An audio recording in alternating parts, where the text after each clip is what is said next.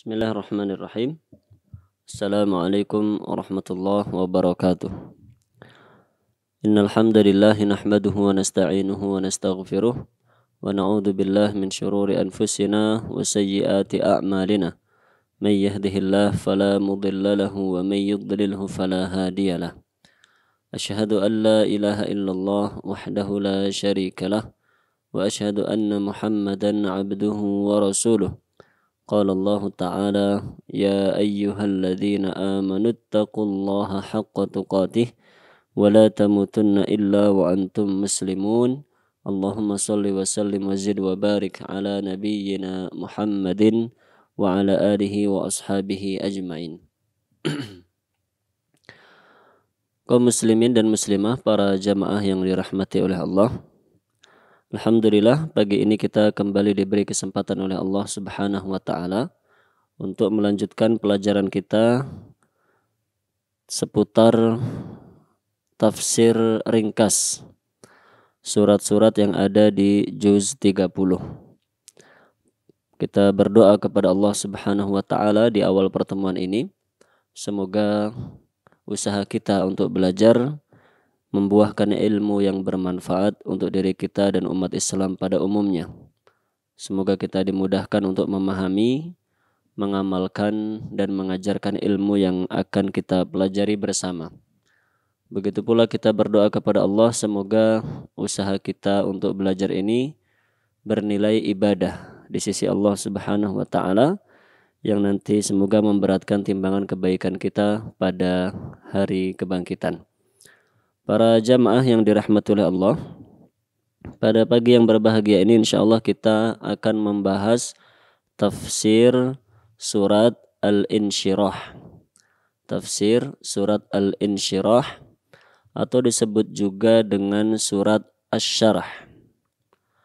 Yang mana surat ini cukup pendek dan insyaallah kebanyakan kita sudah menghafalnya, hanya terdiri dari 8 ayat saja.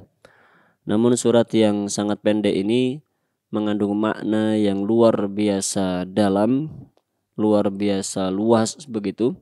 Maka kita mencoba pada kesempatan ini untuk membahas makna yang terkandung dalam surat ini, khususnya sesuai dengan apa yang dijelaskan oleh Syekh Muhammad bin Shalih Al-Utsaimin rahimahullahu ta'ala dalam tafsir beliau.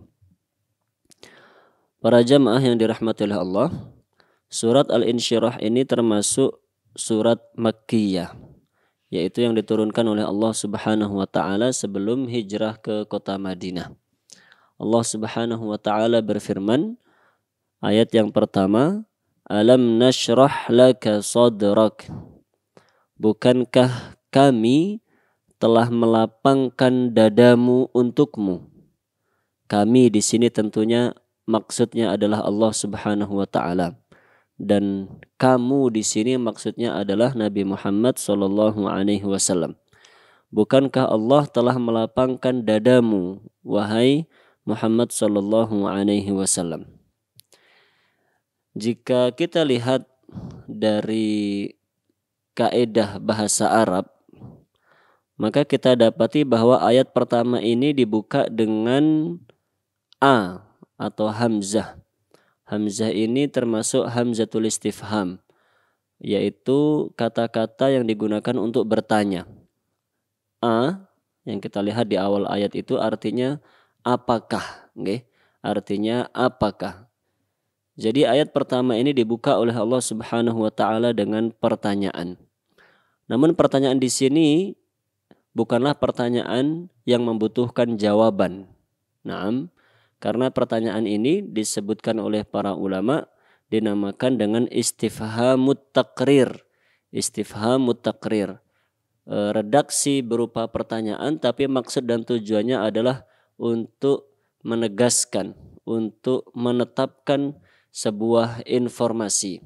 Naam, redaksinya memang redaksi bertanya, kalimat tanya, namun maksud dan tujuannya bukan meminta jawaban, melainkan maksud dan tujuannya adalah untuk memberi penegasan, untuk menetapkan, menyampaikan sebuah info.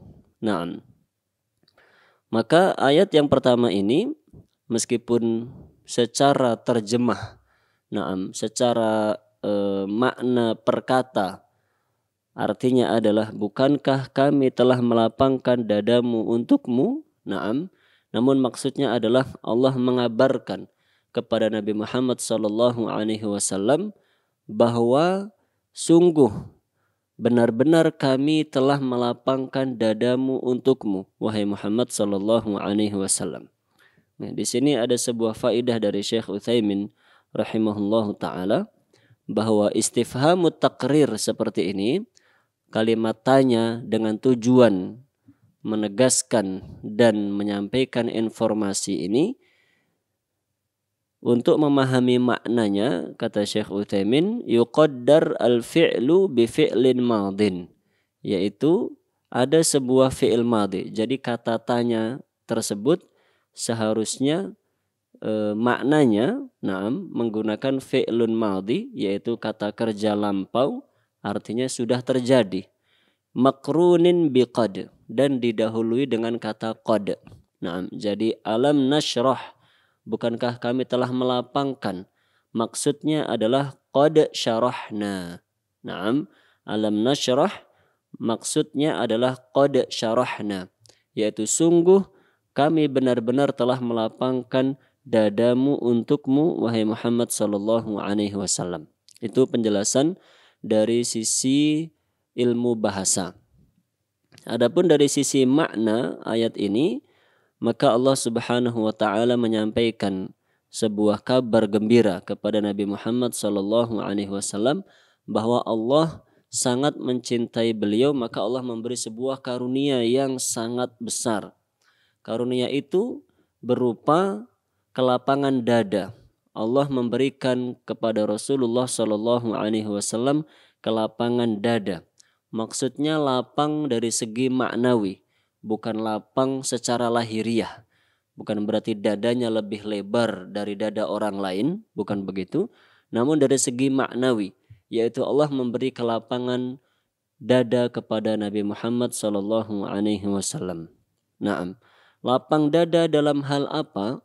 Lapang dada yang mencakup segala hal, baik yang mencakup dengan urusan-urusan agama maupun yang mencakup urusan-urusan dunia, atau dalam bahasa lainnya lapang dada untuk menerima hukum syar'i Allah, hukum yang telah Allah tentukan dalam agama Islam ini, dalam syariat Islam ini berdasarkan iradah syar'iyah Allah. Begitu pula Allah memberi kelapangan dada kepada Nabi Muhammad sallallahu alaihi wasallam untuk bisa menerima semua hukum kauni, yaitu segala hal yang berkaitan dengan takdir Allah Subhanahu wa taala. Yang pertama tadi, lapang dada untuk menerima segala hal yang terkait dengan hukum syar'i Allah. Yaitu maksudnya Allah Subhanahu wa taala memberikan kelapangan dada kepada Nabi Muhammad sallallahu alaihi wasallam sehingga beliau bisa melaksanakan semua perintah-perintah Allah. Tidak ada perintah Allah yang tidak dilaksanakan oleh Rasulullah sallallahu alaihi wasallam. Semua perintah Allah itu telah dilaksanakan oleh Rasulullah sallallahu alaihi wasallam. Kenapa beliau bisa melaksanakan itu semuanya? Dengan izin Allah, yaitu karena Allah memberikan kelapangan dada kepada beliau. Ketika beliau mengerjakan sholat, beliau merasa sangat ringan mengerjakan sholat, tidak seperti orang-orang yang lain. Mungkin di antaranya adalah kita. Ketika mengerjakan sholat itu dada terasa sesak, terasa berat, malas, bahkan ada yang merasa terpaksa. Begitu pula ketika mengerjakan puasa, mengerjakan ibadah-ibadah yang lain, semua itu dilaksanakan oleh Rasulullah Shallallahu Alaihi Wasallam dalam keadaan hati yang penuh rasa cinta, rasa bahagia, ikhlas untuk Allah Subhanahu Wa Taala. Itu adalah karunia Allah yang sangat besar. Begitu pula ketika Rasulullah Shallallahu Alaihi Wasallam meninggalkan larangan-larangan Allah. Jadi kelapangan dada yang diberikan oleh Allah tadi bermanfaat bagi beliau sallallahu alaihi wasallam sehingga mampu melaksanakan semua perintah Allah, begitu pula bermanfaat bagi beliau untuk bisa meninggalkan semua larangan-larangan Allah Subhanahu wa taala. Semua larangan-larangan Allah ditinggalkan oleh Nabi Muhammad sallallahu alaihi wasallam, baik yang besar maupun yang kecil. Naam, ketika meninggalkan larangan Allah, beliau betul-betul tidak merasa sayang ataupun eman-eman. Semua ditinggalkan karena itu dilarang oleh Allah Subhanahu wa taala. Berbeda dengan orang lain. Dengan orang lain yang seringkali kalah dengan syahwatnya ataupun terkena penyakit syubhat. Naam, ketika meninggalkan hal-hal yang dilarang oleh Allah Subhanahu wa taala, kadang-kadang merasa berat. Kenapa harus saya tinggalkan? Itu kan enak, itu kan seru, itu kan asik. Kenapa harus saya tinggalkan? Naam. Lah, para jamaah yang dirahmati oleh Allah Subhanahu wa taala. Jadi, ayat pertama ini memberikan info kepada Rasulullah sallallahu alaihi wasallam, memberi kabar gembira kepada beliau bahwa Allah memberi karunia yang besar berupa kelapangan dada yang sangat bermanfaat sehingga membuat beliau bisa melaksanakan semua perintah Allah dan meninggalkan larangan-larangan Allah Subhanahu wa taala. Dan sekaligus ayat ini memberikan motivasi kepada kita sebagai umat beliau sallallahu alaihi wasallam untuk kita meminta kelapangan dada dari Allah Subhanahu wa taala. Naam, agar kita rajin-rajin berdoa, memohon kepada Allah Subhanahu wa taala karunia yang besar berupa hati yang lapang, dada yang lapang. Naam, sehingga dengan itu kita berharap bisa mencontoh Rasulullah sallallahu alaihi wasallam. Ketika melaksanakan perintah-perintah Allah, kita bisa melaksanakannya dengan penuh kesungguhan, rasa cinta, rasa harap, bersemangat, begitu. Sebagaimana Rasulullah sallallahu alaihi wasallam bersabda, "Ju'ilat qurratu aini fis shalah." Dijadikan ketenangan jiwaku, sejuknya pandanganku itu di dalam salat. Masya Allah. Jadi ketika beliau melaksanakan salat, hatinya merasa sangat bahagia, matanya, pandangannya merasa sangat teduh dan tenang. Kenapa? Karena beliau diberi kelapangan hati dan kelapangan dada oleh Allah Subhanahu wa taala. Maka kita mohon karunia seperti ini dari Allah Subhanahu wa taala. Naam, begitu pula kita mohon kelapangan dada agar kita itu bisa menjauhi larangan-larangan Allah Subhanahu wa taala. Kalau kita tahu ini dilarang oleh Allah, agar kita bisa dengan mudah meninggalkannya. Naam, tidak ada rasa eman-eman ataupun berat ataupun malas. Naam. Kita minta kepada Allah agar diberi kelapangan dada, kelapangan hati, mengetahui mana yang dilarang oleh Allah dan diberi kekuatan agar meninggalkan hal-hal yang dilarang oleh Allah Subhanahu wa taala tersebut. Naam, agar kita seperti yang dijelaskan oleh Rasulullah sallallahu alaihi wasallam dalam hadis beliau, ajaban li amril mu'min. Sangat mengherankan urusannya seorang mukmin. Inna amrahu kullahu lahu khair. Karena semua urusannya itu baik untuknya. Kalau diberi kebaikan, bersyukur, naam. Ini membutuhkan kelapangan hati, kelapangan dada. Banyak di antara hamba-hamba Allah yang tidak bersyukur kepada Allah ketika diberi nikmat. Naam, ketika diberi nikmat karena dia tidak diberi hidayah oleh Allah. Naam. Apalagi ketika ditimpa kesulitan, ketika ditimpa musibah, ditimpa bencana, maka seringkali banyak di antara hamba Allah yang tidak bisa bersabar. Naam, merasa berat, merasa dizalimi oleh Allah. Naam, dan seterusnya. Maka kita minta petunjuk dari Allah Subhanahu wa taala, kelapangan dada dari Allah Subhanahu wa taala agar kita bisa melaksanakan itu semuanya. Bersyukur ketika diberi nikmat, melaksanakan ketaatan kepada Allah dan bersabar ketika ditimpa musibah. Naam. Jika demikian, insyaallah kita bisa mencontoh Rasulullah sallallahu alaihi wasallam menjadi hamba yang betul-betul bertakwa kepada Allah, bersungguh-sungguh melaksanakan ketaatan kepada Allah Subhanahu wa taala dan bersabar untuk menerima segala takdir dan ketentuan Allah Subhanahu wa taala. Naam. Kemudian ayat yang kedua, Allah Subhanahu wa taala berfirman, "Wa wada'na 'anka wizrak." Wa wada'na 'anka wizrak. Dan kami hilangkan darimu bebanmu, dan kami hilangkan darimu bebanmu. Maksud ayat ini adalah tarahnahu wa afawna wa samahna wa tajawazna anka ithmak, yaitu kami buang, kami hilangkan, kami ampuni, kami hapus dosa-dosamu. Ini adalah kabar gembira yang kedua yang disampaikan Allah Subhanahu wa taala kepada Nabi Muhammad sallallahu alaihi wasallam. Allah mengabarkan bahwa Allah telah menghapus, mengampuni, menghilangkan semua dosa yang dilakukan oleh Rasulullah sallallahu alaihi wasallam. Ayat yang ketiga, alladzi anqadha dhahrak, yang membebani punggungmu, yang memberatkan punggungmu. Maksudnya dosa-dosamu dan kesalahan-kesalahanmu itu sebenarnya menjadi beban bagi dirimu. Namun kemudian Allah Subhanahu wa taala telah mengampuninya untukmu sehingga kamu tidak lagi terbebani dengan dosa-dosa tersebut.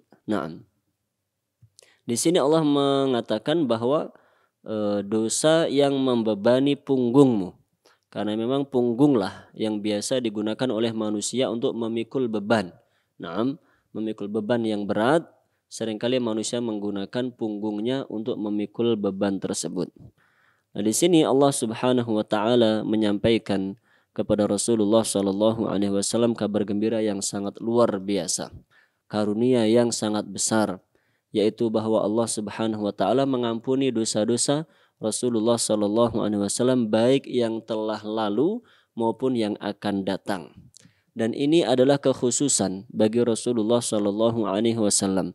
Tidak ada seorang pun dari umat beliau yang mendapatkan keistimewaan seperti ini. Baik dia orang yang soleh, sesoleh apapun, orang bertakwa setinggi apapun takwanya, bahkan para sahabat, radhiyallahu anhum. Allah Subhanahu wa taala hanya memberikan keistimewaan ini kepada Rasulullah sallallahu alaihi wasallam.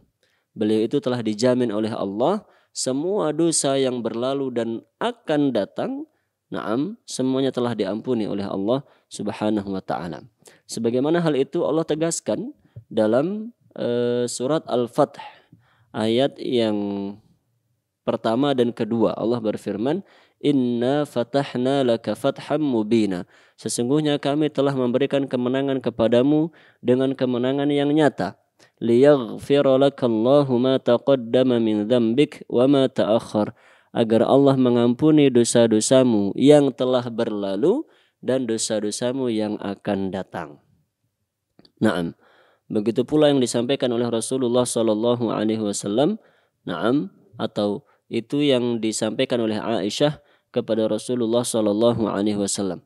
Ketika Aisyah melihat Rasulullah sallallahu alaihi wasallam itu senantiasa melaksanakan sholat malam sampai kakinya bengkak-bengkak, sampai Aisyah merasa kasihan kepada beliau, maka Aisyah mengatakan, kenapa Anda melakukan ini?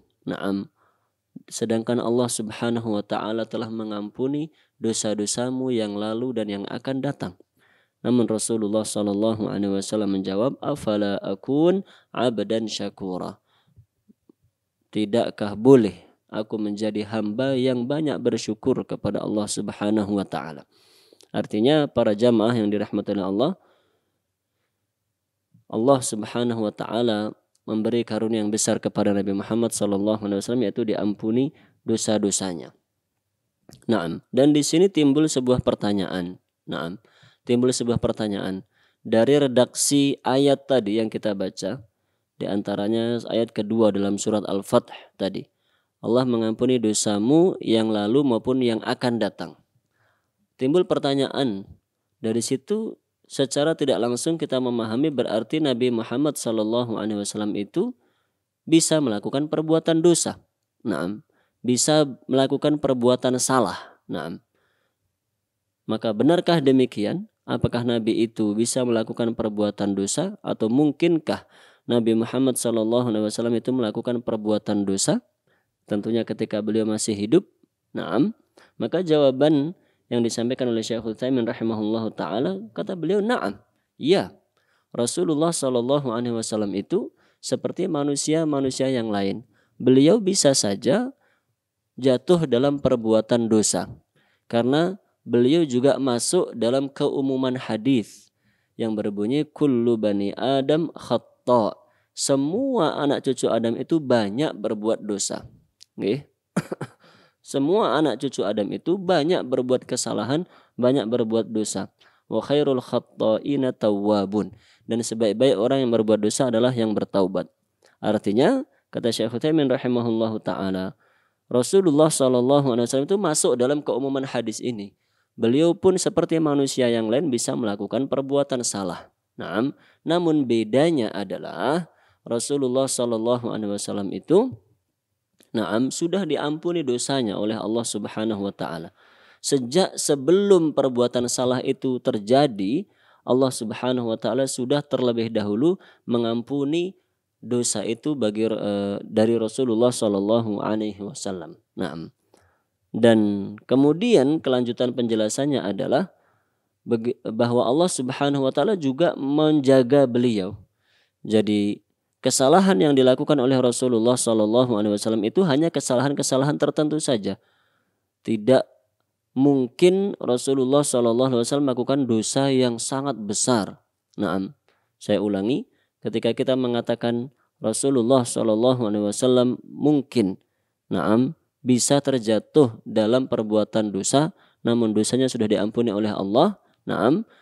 Itu bukan berarti beliau bisa terjatuh dalam segala dosa, tidak. Hanya dosa-dosa tertentu saja.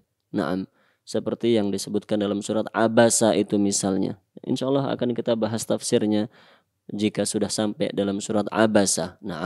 Ketika datang Abdullah bin Ummi Maktum, seorang sahabat yang buta, ingin bertanya kepada Rasul sallallahu alaihi wasallam. Namun Rasul sallallahu alaihi wasallam justru meninggalkan beliau dan lebih memilih untuk menyambut tamu yang lain, yaitu para pembesar-pembesar Quraisy. Karena menurut perhitungan Rasulullah sallallahu alaihi wasallam, jika menyambut para pembesar Quraisy, diharapkan mereka bisa masuk Islam sehingga akan lebih mudah dakwah, akan lebih cepat dakwah ini tersebar. Itu yang beliau maksudkan. Beliau tidak ingin menghina, meremehkan Abdullah bin Ummi Maktum, tidak sama sekali. Beliau melihat bahwa ada maslahat yang lebih besar, ada kebaikan yang lebih besar. Namun ternyata itu adalah sebuah kesalahan yang kemudian ditegur oleh Allah Subhanahu wa taala dengan diturunkannya surat Abasa. Itu salah satu contoh kesalahan yang dilakukan oleh Rasulullah Shallallahu alaihi wasallam. Adapun dosa-dosa yang lain, ada dosa-dosa yang tidak mungkin dilakukan oleh Rasulullah Shallallahu alaihi wasallam. Bahkan para nabi yang lain pun juga tidak mungkin. Maksud saya, para nabi dan rasul yang lain saja tidak mungkin melakukan dosa-dosa berikut ini, apalagi Rasulullah Shallallahu alaihi wasallam. Di antaranya adalah berdusta. Dusta, berbohong, menipu, itu perbuatan dosa, termasuk dosa besar. Dan itu tidak mungkin dilakukan oleh para nabi dan rasul. Allah menjaga mereka agar jangan sampai melakukan perbuatan dosa ini. Kenapa? Karena kalau ada nabi dan rasul yang sampai berdusta, itu akan merusak risalah. Makanya Allah menjaga para nabi dan rasul jangan sampai pernah berdusta. Begitu pula khianat, mengkhianati amanah. Khianat juga tidak mungkin dilakukan oleh para nabi dan rasul. Tidak mungkin dilakukan oleh para nabi dan rasul. Allah menjaga mereka. Kalaupun mereka melakukan kesalahan, tidak sampai kesalahan yang berupa mengkhianati amanah. Karena kalau sampai itu terjadi, itu pun akan bisa merusak risalah, merusak kenabian, kerasulan yang Allah berikan kepada mereka semuanya. Begitu pula tidak mungkin para nabi dan rasul itu melakukan tindakan-tindakan yang bertentangan dengan akhlak mulia. Misalnya berzina, begitu ya. Itu kan perbuatan yang sangat rendahan, dosa yang sangat besar. Nah, Para nabi dan rasul tidak mungkin melakukan perbuatan dosa yang seperti ini. Allah menjaga mereka agar jangan sampai terjerumus dalam perbuatan dosa tersebut. Nah, maka para jamaah yang dirahmati oleh Allah, semoga kita bisa memahami penjelasan Syekh Utsaimin ini dengan baik, tidak salah faham.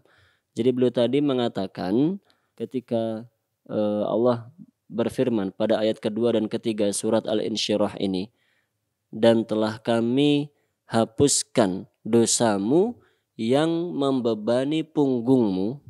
Dalam ayat lain Allah mengatakan Allah mengampuni dosamu yang lalu maupun yang akan datang. Timbul pertanyaan, berarti Nabi itu bisa berbuat dosa? Naam, kata Syekh Utsaimin, penjelasannya naam. Nabi dan Rasul bisa berbuat dosa. Naam. Namun dosanya telah diampuni oleh Allah Subhanahu wa taala sebelum itu terjadi, dan perbuatan dosanya itu hanya dosa-dosa tertentu, tidak sampai melakukan dosa-dosa besar yang bertentangan dengan akhlak mulia, bertentangan dengan kesucian iman dan takwa mereka kepada Allah Subhanahu wa taala. Nah, para jamaah yang dirahmati oleh Allah, dan dari dua ayat ini, ayat kedua dan ketiga surat Al-Insyirah, kita bisa menyimpulkan bahwa dosa itu adalah beban bagi pelakunya.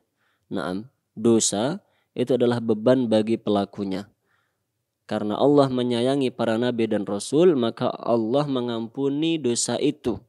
Naam, agar para nabi dan rasul tidak terbebani dengan dosa-dosa mereka.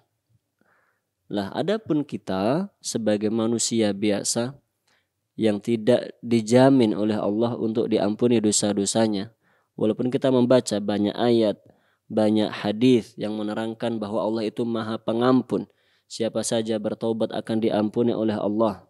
Namun kan itu semua adalah dalil yang umum. Tidak ada satupun dalil yang secara khusus mengatakan bahwa kita ini, si A, si B, si C ini pasti diampuni dosanya oleh Allah Subhanahu wa taala. Tidak ada yang menjamin bagi kita bahwa dosa kita diampuni oleh Allah. Naam. Maka dari itu kita harus menyadari bahwa perbuatan dosa itu adalah beban. Hal yang akan membebani kita di dunia dan di akhirat. Di dunia, ketika orang itu banyak melakukan perbuatan dosa, maka akan menghalangi dia dari melaksanakan ketaatan kepada Allah. Naam.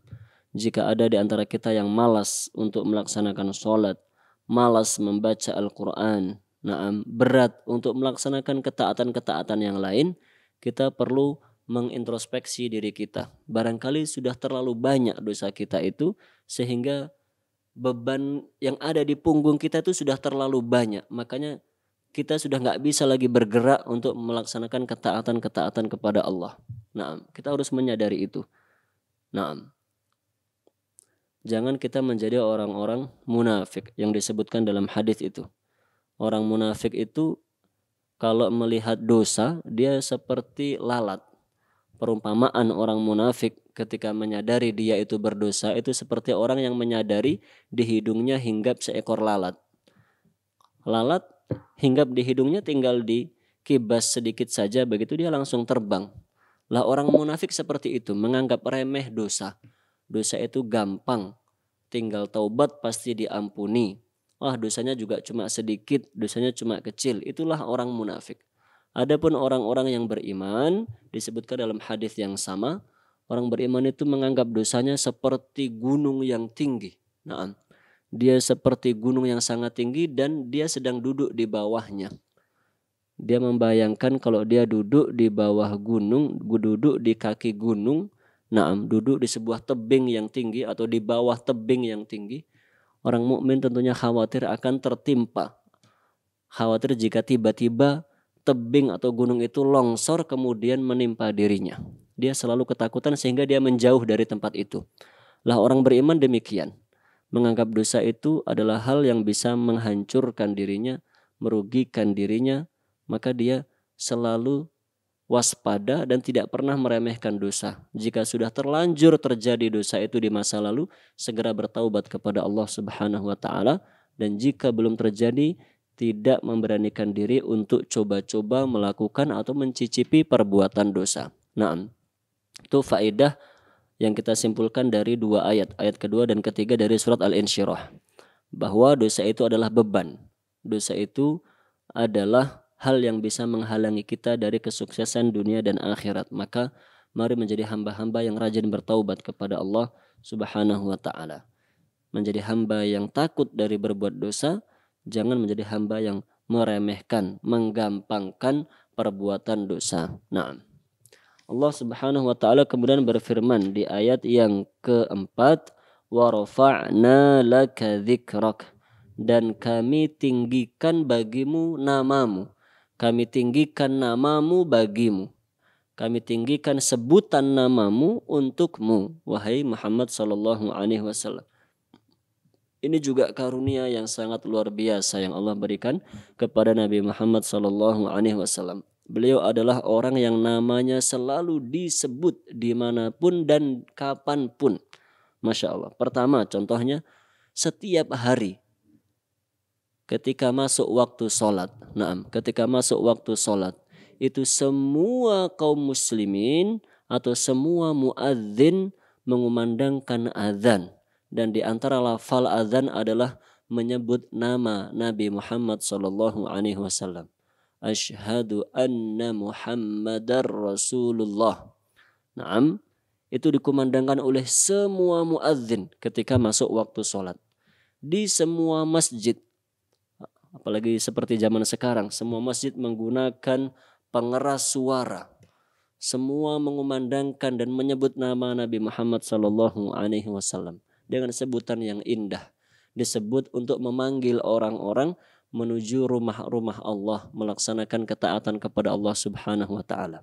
Itu bentuk pertama Allah meninggikan nama Nabi Muhammad sallallahu alaihi wasallam. Bentuk yang kedua ketika mengerjakan sholat. Baik sholat fardu maupun sholat sunnah. Maka semua orang yang sholat itu ketika dia duduk tasyahud akhir, maka dia harus membaca doa tahiyat kemudian diakhiri dengan membaca sholawat kepada Nabi Muhammad sallallahu alaihi wasallam. Yang itu termasuk wajib. Wajib membaca sholawat kepada Nabi Muhammad sallallahu alaihi wasallam. Semua orang yang sholat fardunya sehari ada 5 waktu. Sholat sunnahnya lebih banyak lagi dari itu. Ada sholat di siang hari, ada sholat di malam hari. Masya Allah. Semua orang yang sholat menyebut nama Nabi Muhammad sallallahu alaihi wasallam. Kemudian bentuk yang ketiga, bagaimana cara Allah meninggikan, memuliakan sebutan nama bagi Nabi Muhammad sallallahu alaihi wasallam, yaitu ketika semua orang melaksanakan ibadah. Semua ibadah yang dilakukan oleh seluruh kaum muslimin dan muslimah itu hanya diterima oleh Allah jika ibadah itu ikhlas untuk Allah, dan yang kedua jika ibadah itu mengikuti tuntunan Rasulullah sallallahu alaihi wasallam. Ibadah apa saja? Ibadah dengan fisik, ibadah dengan harta, ibadah dengan hati, ibadah dengan lisan, ibadah dengan apa saja. Semua itu hanya akan diterima oleh Allah jika memenuhi 2 syarat tersebut, ikhlas dan mengikuti petunjuk Rasulullah sallallahu alaihi wasallam. Berarti semua orang yang beribadah, semua orang yang beribadah itu ketika dia beribadah yang memenuhi syarat tadi, memenuhi 2 syarat tersebut, maka orang itu mendapatkan pahala. Dan pahala yang sama juga diberikan oleh Allah Subhanahu wa taala kepada Nabi Muhammad sallallahu alaihi wasallam. Jadi semua ibadah yang dilakukan oleh seluruh kaum muslimin dengan ikhlas dan mengikuti sunnah Rasulullah sallallahu alaihi wasallam diberi pahala yang besar oleh Allah, dan pahala yang besar itu pun menjadi hak Rasulullah sallallahu alaihi wasallam. Begitu luar biasa Allah Subhanahu wa taala memuliakan nabi dan rasulnya yang terakhir, Nabi Muhammad sallallahu alaihi wasallam. Tidak ada seorang pun yang mendapatkan karunia seperti ini. Dari awal tadi Masya Allah, semua karunia-karunia yang diberikan oleh Allah itu adalah karunia yang besar. Allah berikan kelapangan dada, Allah ampuni dosa-dosanya, dan Allah tinggikan nama beliau. Masya Allah. Betul yang seperti apa yang Allah firmankan dalam ayat ini, ketiga-tiganya menjadi kabar gembira yang sangat-sangat luar biasa bagi Nabi Muhammad sallallahu alaihi wasallam.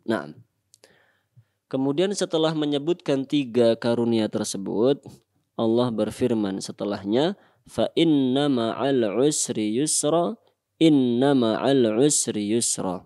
Maka sesungguhnya bersama setiap kesulitan ada kemudahan. Itu ayat yang kelima. Ayat yang keenam, sesungguhnya bersama kesulitan ada kemudahan. Naam. Perhatikan dua ayat tersebut, para jamaah yang dirahmati oleh Allah. Perhatikan dua ayat tersebut. Al-usr itu artinya kesulitan. Naam. Kata al-usr ini disebutkan dua kali dalam ayat kelima dan ayat keenam. Dan kedua-duanya menggunakan alif lam. Al-usr, al-usr. Begitu ya. Pada ayat kelima menggunakan alif lam, ayat keenam pun demikian. Al-usr, al-usr. Secara kaidah bahasa Arab, bahwa jika satu kata disebutkan secara terulang dua kali seperti ini misalnya, dan sama-sama menggunakan alif lam, berarti dua kata itu sebenarnya adalah satu kata. Naam, dua kata tapi menunjukkan satu makna. Begitu dari sisi bahasa Arab. Adapun yang setelahnya yusra atau yusrun, aslinya begitu ya. Di sini mansub karena menjadi isim inna. Yusra juga disebutkan dua kali. Yusra disebutkan di ayat yang kelima, disebutkan lagi di ayat yang keenam. Dan dua-duanya tidak menggunakan alif lam. Naam, ayat kelima Allah mengatakan yusra tanpa alif lam. Ayat keenam pun Allah mengatakan yusra tanpa alif lam. Dalam kaidah bahasa Arab, jika ada satu kata yang disebutkan dua kali seperti itu, satu kata disebutkan dua kali dan sama-sama tidak menggunakan alif lam, itu menunjukkan masing-masing kata menunjukkan makna yang berbeda.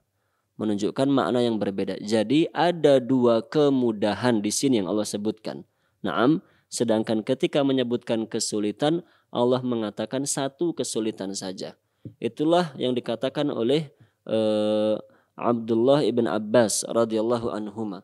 Ketika menjelaskan ayat ini, Abdullah bin Abbas mengatakan, la yaghliba usrun yusraini. Satu kesulitan tidak mungkin bisa mengalahkan dua kemudahan. Maksudnya, kenapa kok satu kesulitan tadi? Karena kata al-usr disebutkan dalam dua ayat sama-sama menggunakan alif lam. Berarti dua kata itu maknanya satu. Naam, satu kesulitan. Sedangkan yusra, naam, yusra disebutkan dua kali dalam dua ayat itu dan sama-sama tidak menggunakan alif lam. Berarti menunjukkan dua kemudahan yang berbeda. Naam, itu makna perkataan Abdullah bin Abbas radhiyallahu anhuma. Satu kesulitan tidak mungkin bisa mengalahkan dua kemudahan. Maka maksud ayat ini, para jamaah yang dirahmati oleh Allah, ini adalah kabar gembira yang lain yang disampaikan Allah Subhanahu wa taala kepada Nabi Muhammad sallallahu alaihi wasallam, bahwa segala kesulitan yang beliau hadapi, Allah akan memberikan jalan kemudahan yang lebih banyak. Itu makna ayatnya. Kesulitan apapun yang beliau hadapi, kesulitan apapun yang menimpa beliau, Allah akan memberikan jalan keluar dan jalan kemudahan. Dan jalan kemudahan itu bukan hanya satu, melainkan lebih banyak dari kesulitan yang ada. Jika kesulitannya satu misalnya, maka ke jalan kemudahannya Allah berikan dua atau bahkan lebih dari itu. Masya Allah. Itu adalah rahmat dari Allah Subhanahu wa ta'ala. Makanya ketika di awal-awal dakwah, misalnya di kota Mekkah, kita tahu kisah beliau ketika dakwah di kota Mekkah, bagaimana kesulitan yang sangat banyak beliau dapatkan. Naam, kesulitan untuk berdakwah, ditentang oleh masyarakat, bahkan ditentang oleh kerabat-kerabat beliau sendiri. Naam, banyak sekali orang yang menentang, bahkan yang menentang itu adalah para pembesar-pembesar Quraisy, pemuka-pemuka Quraisy, para pejabat-pejabat Quraisy. Naam, sangat sulit berdakwah di Mekah, namun Allah Subhanahu wa taala memberikan kemudahan demi kemudahan, jalan keluar demi jalan keluar. Allah berikan jalan keluar yang lebih banyak dari kesulitan yang ada. Begitu pula ketika beliau hijrah ke Taif, misalnya. Beliau hijrah ke Taif namun diusir, naam, dilempari batu, begitu. Kemudian ketika hijrah ke Madinah. Ketika hijrah ke Madinah pun bukan berarti selesai kesulitan yang beliau hadapi. Tidak demikian. Di Madinah ada orang-orang munafik. Di Madinah ada orang-orang Yahudi yang mereka selalu bersekongkol untuk memusuhi kaum muslimin dan Rasulullah Shallallahu Alaihi Wasallam. Naam, maka segala kesulitan yang beliau hadapi, Allah kabarkan dalam ayat ini Allah akan memberikan kemudahan-kemudahan yang lebih banyak dari kesulitan-kesulitan tersebut. Naam. Dan ternyata betul apa yang Allah sampaikan dalam ayat ini, bahwa Allah Subhanahu wa taala sebagai Tuhan, sebagai Rabb yang Maha Pengasih, selalu memberikan kemudahan yang lebih banyak bagi Rasulullah sallallahu alaihi wasallam dan bagi umat beliau. Maka misalnya bagi kita sebagai umat Rasulullah sallallahu alaihi wasallam, Allah memberikan kemudahan dalam urusan agama dengan kemudahan yang sangat banyak. Salat misalnya, ketika kita hendak salat yang seharusnya kita bersuci dengan air, kita berwudu. Ketika tidak mampu menggunakan air atau tidak ada air, kita boleh bertayamum. Ini kemudahan. Bahkan tayamum itu bisa menggantikan mandi besar. Jika seorang itu berhadas besar, harusnya mandi besar, namun tidak mampu untuk mandi besar, maka boleh diganti dengan tayamum. Masya Allah. Kemudian ketika melaksanakan sholat pada dasarnya kita diperintahkan untuk berdiri. Namun jika tidak mampu boleh sambil duduk. Bahkan jika tidak mampu duduk pun masih boleh sambil berbaring. Masya Allah. Dan begitu seterusnya kemudahan-kemudahan yang terkait dengan sholat. Naam. Jika ada kesulitan kita boleh menjamak. Jika ada keperluan kita boleh mengqasar. Masya Allah. Itu adalah kemudahan-kemudahan. Begitu pula ketika puasa. Mampu berpuasa, alhamdulillah. Tidak mampu berpuasa karena sudah lanjut usia misalnya, bisa dibayar dengan fidyah. Naam. Atau sedang waktunya puasa namun kita safar, melakukan perjalanan, maka boleh tidak berpuasa dan diganti di hari yang lainnya. Masya Allah. Begitu pula dengan haji, dengan ibadah-ibadah yang lain, banyak sekali kemudahan yang Allah berikan kepada umat Islam ini. Maka agama Islam itu adalah agama yang mudah. Tidak ada orang yang mempersulit diri dalam beragama, melainkan mereka sendiri yang akan kalah akhirnya, tidak mampu melaksanakan apa yang mereka bebankan pada diri mereka sendiri. Nah, begitu pula ketika ada musibah misalnya, ketika ada musibah, maka kita harus percaya dengan berita yang disampaikan oleh Allah dalam 2 ayat ini para jamaah. Ketika ada musibah yang sangat berat, ketika kita ditimpa kesulitan hidup terkait dengan takdir Allah, qadarullah, Allah menakdirkan kita mendapatkan kesulitan, baik ekonomi, baik kesehatan, keluarga maupun yang lain-lain. Naam, kesulitan-kesulitan hidup. Maka kita yakin dengan janji Allah dalam ayat ini. Satu kesulitan akan banyak kemudahan yang diberikan oleh Allah Subhanahu wa taala. Kemudahan itu bisa berupa dihilangkan musibahnya. Misalnya orang sakit. Nah, orang sakit kemudian Allah memberikan kemudahan kepada orang itu akhirnya sembuh. Berarti ini adalah kemudahan yang wujudnya adalah menghilangkan kesulitan yang ada. Diberi kesehatan, setelah diberi kesehatan bisa lagi beraktivitas, Masya Allah. Namun ada cara kedua yang Allah berikan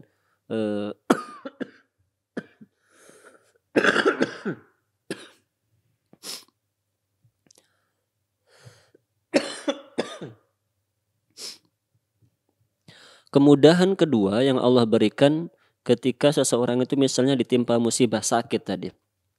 Dia sakit. Nah, Allah tidak menghilangkan sakitnya, tapi Allah memudahkan dia untuk bisa bersabar. Nah, ketika Allah memberikan karunia, menunjukkan jalan kepada seseorang agar dia bisa bersabar, itu juga merupakan taisir. Itu adalah kemudahan dari Allah Subhanahu wa taala. Maka ketika kita mohon kepada Allah, para jamaah yang dirahmati Allah, ketika kita kesulitan dan mohon kemudahan dari Allah, mohonlah kemudahan dari Allah. Kemudahan yang mana saja, nanti biar Allah yang menentukan. Kemudahan jenis mana yang akan diberikan oleh Allah. Apakah kemudahan yang wujudnya dengan menghilangkan kesulitan yang ada, musibahnya dihilangkan, ataukah kemudahan yang wujudnya kita dibimbing untuk menjadi hamba-hamba yang bersabar. Naam. Baik yang pertama maupun yang kedua, dua-duanya adalah kebaikan. bagi setiap hamba. Nah, kemudian 2 ayat yang terakhir Allah berfirman, fa idza faraghta fansab. Maka apabila kamu telah kosong, maksudnya apabila kamu telah selesai dari pekerjaanmu, fansab, maka bersungguh-sungguhlah. Maksudnya bersungguh-sungguhlah untuk mengerjakan amal selanjutnya. Jika kamu telah selesai dari sebuah pekerjaan, maka jangan berpangku tangan, tapi bersungguh-sungguhlah untuk segera mengerjakan amal yang lain.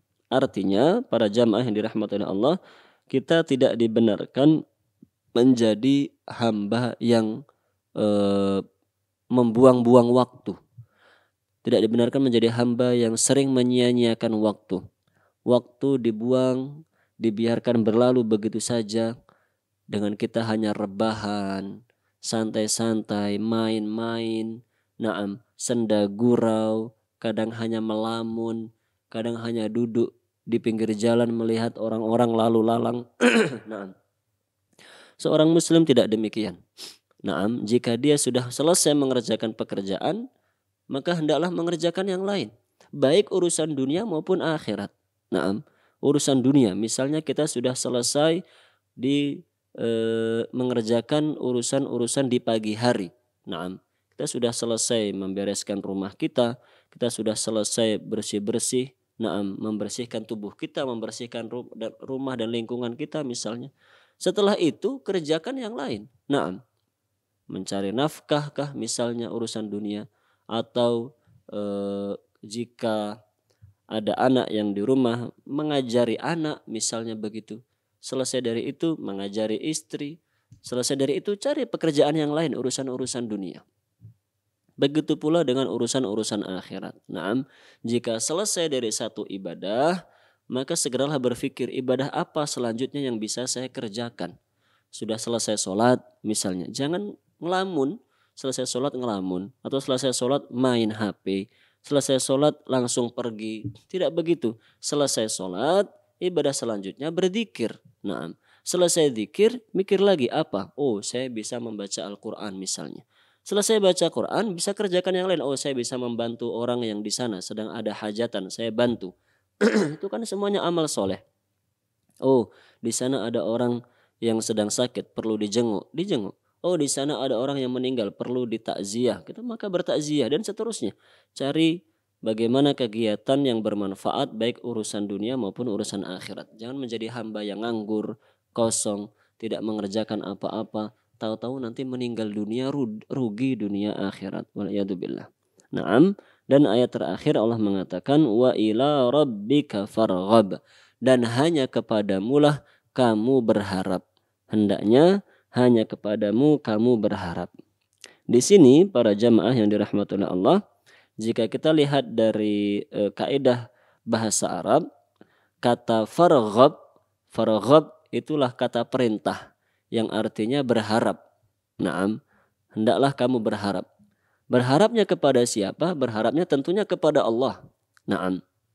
Namun kita lihat susunan ayat ini, kata Tuhanmu atau kata Allah itu disebutkan dahulu, ila rabbika, baru perintahnya farghab. Kalau diterjemahkan secara letterlek, secara kaku begitu, artinya kepada Tuhanmu berharaplah. Perintahnya ada di belakang, kata Allahnya ada di depan. Itu memang sengaja dibolak-balik susunannya. Susunan yang asli adalah farghab ila rabbik begitu. Wa farghab ila rabbik, berharaplah kepada Tuhanmu. Namun ketika Allah meletakkan kata ila rabbik di depan, itu fungsi dan tujuannya adalah untuk al-hasr, untuk menjelaskan bahwa hanya kepada Allah kita boleh berharap. Hanya kepada Allah kita boleh berharap. Sebelum beramal maupun setelah beramal. Masya Allah. Kata Syekh Utsaimin rahimahullahu ta'ala, kita berharap kepada Allah itu sebelum mengerjakan sebuah amal, ketika mengerjakan amal, dan setelah mengerjakan amal. Kita harus selalu berharap kepada Allah subhanahu wa ta'ala. Sebelum beramal misalnya, kita belum sholat. Ini sekarang kita belum sholat duhur. Maka sejak sebelum mengerjakan sholat duhur kita sudah berharap kepada Allah, semoga nanti Allah memberi pertolongan kepada kita, memberi kesempatan kepada kita untuk bisa mengerjakan sholat duhur. Kemudian ketika kita mengerjakan sholat, di tengah-tengah kita mengerjakan sholat, kita pun berharap kepada Allah semoga dimudahkan bisa ikhlas dalam mengerjakan sholat ini dan bisa menyelesaikan sholat duhur ini hingga selesai, hingga sempurna. Kemudian setelah selesai mengerjakan sholat duhur, kita pun masih berharap kepada Allah semoga sholat yang telah kita laksanakan tadi diterima oleh Allah Subhanahu wa ta'ala. Begitulah kehidupan dan kesibukan seorang muslim. Sebelum beribadah berharap pertolongan dari Allah, ketika sedang mengerjakan ibadah berharap pertolongan supaya dimudahkan untuk ikhlas dan bisa menyelesaikan ibadah, dan setelah selesai ibadah pun masih berharap semoga ibadah itu diterima oleh Allah Subhanahu wa ta'ala. Nah, para jamaah yang dirahmati oleh Allah, demikian pembahasan kita tentang surat Al-Insyirah atau surat Asy-Syarah. Satu surat yang cukup ringkas sebenarnya, hanya terdiri dari 8 ayat, namun makna dan kandungannya sangat luas sekali. Maka alhamdulillah kita telah selesai membacanya. Semoga Allah Subhanahu wa ta'ala memudahkan kita untuk memahami apa yang telah kita pelajari bersama. Semoga pula kita diberi kemudahan untuk bisa mengamalkannya dan mengajarkannya kepada kaum muslimin pada umumnya. Saya akhiri sampai sekian. InsyaAllah kita lanjutkan pada pertemuan yang akan datang, membahas surat-surat yang selanjutnya. Mohon maaf atas sangat banyak kekurangan. Saya akhiri dengan doa kafaratul majlis. Subhanakallahumma wa bihamdik, asyhadu an la ilaha illa anta, astaghfiruka wa atubu ilaik.